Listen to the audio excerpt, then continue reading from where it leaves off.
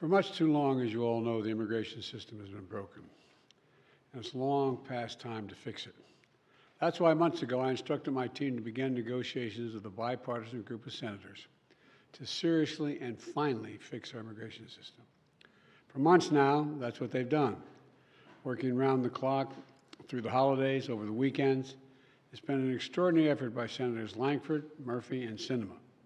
The result of all this hard work is a bipartisan agreement that represents the most fair, humane reforms in our immigration system in a long time, and the toughest set of reforms to secure the border ever. Now, all indications are this bill won't even move forward to the Senate floor. Why? A simple reason: Donald Trump.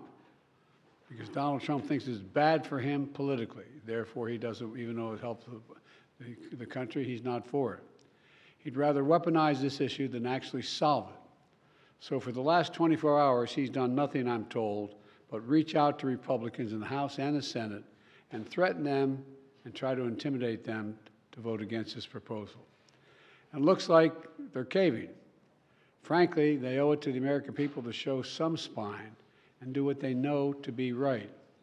So I want to tell the American people what's in this bill and why everyone, from the Wall Street Journal to the Border Patrol to the Chamber of Commerce, the United States Chamber of Commerce, support this bill.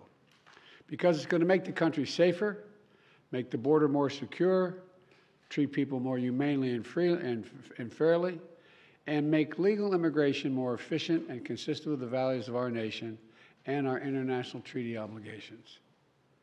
It would finally provide the funding that I've repeatedly requested, most recently in October, to actually secure the border. That includes an additional 1,500 border agents and officers to secure the border, to physically secure it. In addition, 100 cutting-edge machines to detect and stop fentanyl at the southwest border. We have that capacity. An additional 100 additional immigration judges to help reduce the year-long asylum backlog. You show up for asylum and the judge is supposed to talk to you. It takes a year to get that discussion going. This bill would also establish new, efficient, and fair process for the government to consider an asylum claim for those arriving at the border. Today, the process can take 5 to 7 years, as you all know. They show up at the border, get a bracelet, told to come back when called, 5 to 7 years from now, in country. That's too long, and it's not rational. With the new policies in this bill and the additional of 4,300 more asylum officers who spend hours, I might add, with each immigrant to consider their claims, whether they qualify, we'll be able to reduce that process to 6 months, not 5 to 7 years. This bipartisan bill will also expedite work permits so those who are here and who qualify can begin work more quickly. That's something that our governors, our mayors, and our business leaders have been asking me for and asking them for.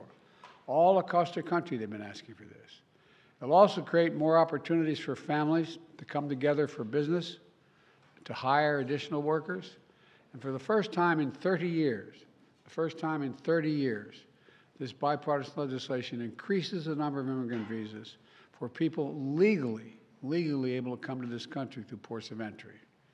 And it ensures that for the first time that vulnerable, unaccompanied young children have legal representation at the border. This bill would also give me, as president, the emergency authority to temporarily shut down the border when it becomes overwhelmed. The numbers are talking over 5,000 people trying to get in one day. The bill, if the bill were law today, it would qualify to be shut down right now while we repair it. Bottom line is, this bipartisan bill is a win for America because it makes important fixes to our broken immigration system. And it's the toughest, fairest law that's ever been proposed relative to the border. Now, it doesn't address everything that I wanted. For example, we still need a path of documentation for those who are already here. And we're not walking away from true immigration reform, including permanent protections and a pathway to citizenship for young dreamers who came here when they were children and who have been good citizens and contribute so much to our country.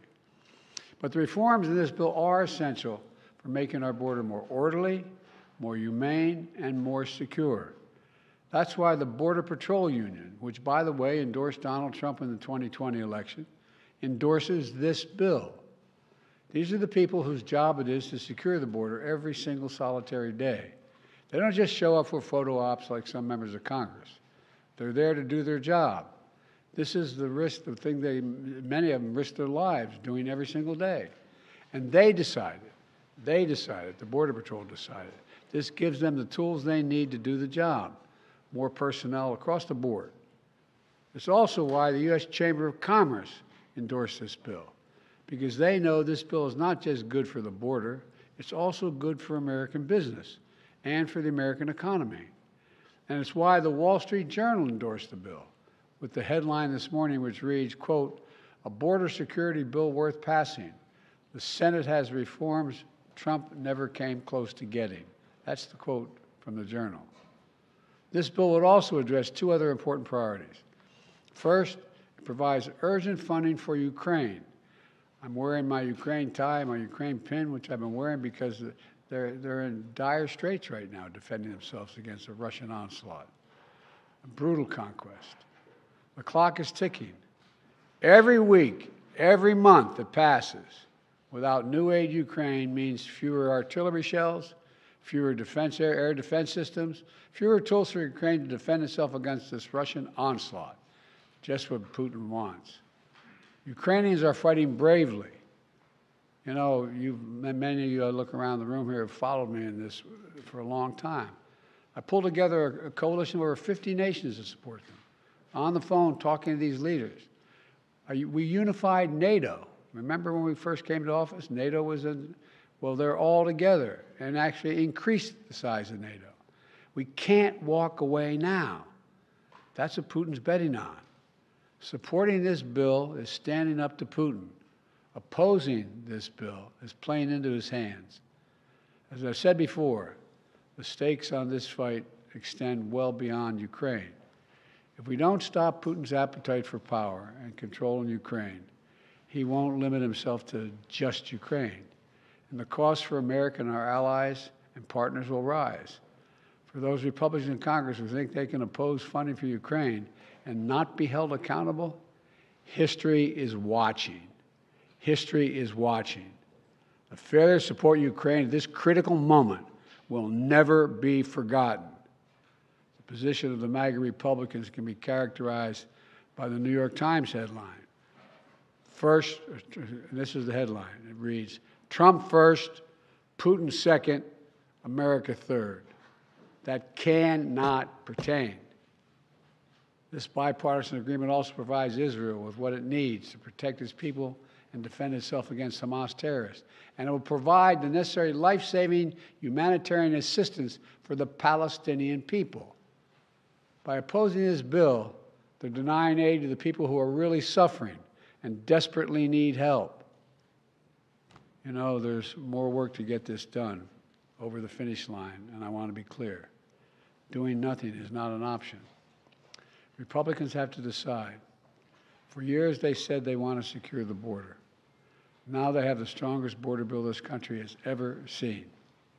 We're seeing statements about how many oppose the bill now. Look, I understand the former president is desperately trying to stop this bill because he's not interested in solving the border problem. He wants a political issue to run against me.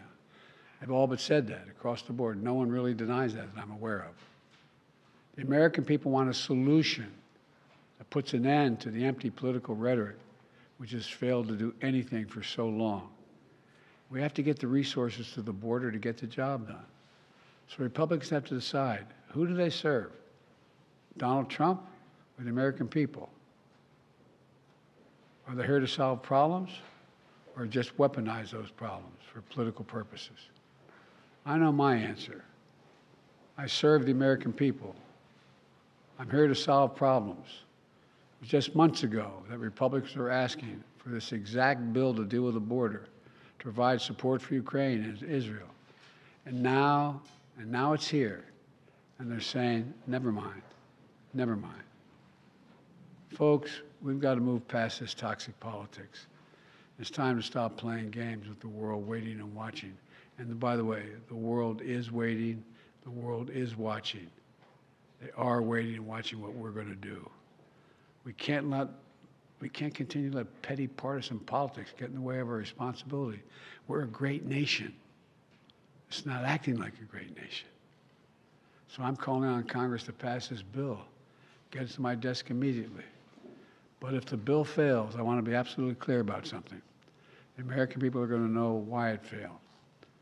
I'll be taking this issue to the country, and the voters are going to know that it's not just a moment. Just at the moment, we're going to secure the border and fund these other programs. Trump and the MAGA Republicans said no, because they're afraid of Donald Trump. Afraid of Donald Trump. Every day between now and November, the American people are going to know that the only reason the border is not secure is Donald Trump and his MAGA Republican friends. It's time for Republicans in the Congress to show a little courage, to show a little spine, to make it clear to the American people that you work for them, not for anyone else. I know who I work for. I work for the American people. I'm almost like this. We have to remember who in God's name we are. We're the United States of America. You've heard me say it many times. There's nothing beyond our capacity if we do it together. We're right on the verge of doing it together. I hope and pray they find reason to reconsider blowing this up. May God bless you all. May God protect our troops. Folks, you're going to ask me questions. Hang on a second. I'm going to be back on Thursday. I don't want to prejudice what may be going on in negotiations now. So I'm not going to be answering any questions of this. I'll be back Thursday to stand here with you and answer all the questions you want about this issue. Thank you. What needs to get done for the hostage deal to get resolved, sir?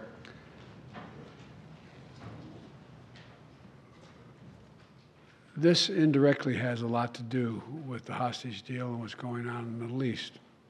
The decision on what we do relative to Israel, the decision what we do in terms of American funding, of whether we're going to engage with the situation in Ukraine. It all goes to the question of American power. It all goes to, does America keep its word? Does America move forward? There is some movement, and I don't want to, well, maybe choose my words. There's some movement. There's been a response from there's been a response from the opposition, but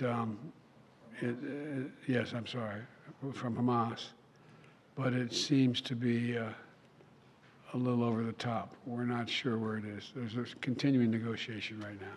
Mr. President, if this bill fails, would you consider supporting something separate that just addresses Israel or Ukraine?